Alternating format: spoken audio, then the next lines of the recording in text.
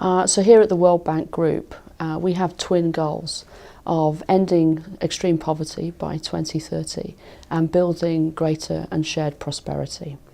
Our problem is, and our clients' problem is, that that's going to be very difficult to do when 1.2 billion people, equivalent to the population of India, are living without access to electricity today. Access to energy is absolutely fundamental in the struggle against poverty. It's energy that lights the lamp that lets you do your homework. It's energy that maintains the heat in a hospital. It's energy that switches the lights on in a small business where most people work. And so without energy, there is no economic growth, there is no dynamism, and there is no opportunity. And so we will do everything that we can in the World Bank Group between now and 2030 to make sure that everyone has access to energy.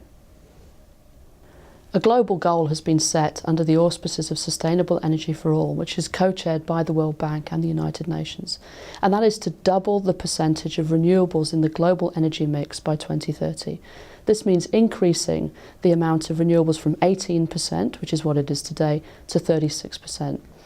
On the one hand, the direction of travel is good. We are increasing the percentage slowly, but demand is also increasing. And so we have to be ever vigilant and work together to meet that goal. There's also another goal that relates to energy efficiency. We have to increase the energy efficiency in the global system today, especially in middle-income countries and high-income countries. And for countries that are just setting out on their journey of building energy systems, we want to help them build that in the most efficient way possible. I think the important thing to realise is that every country has an energy transition story, but each country's energy transition story will be different depending on where they are today. But I think the thing that's important is that increasingly we all agree on where we want to be in 2030.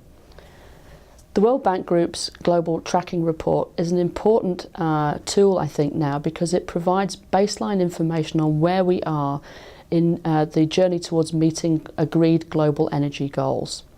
A baseline report will be very important. Everybody will be able to measure their progress towards the baseline.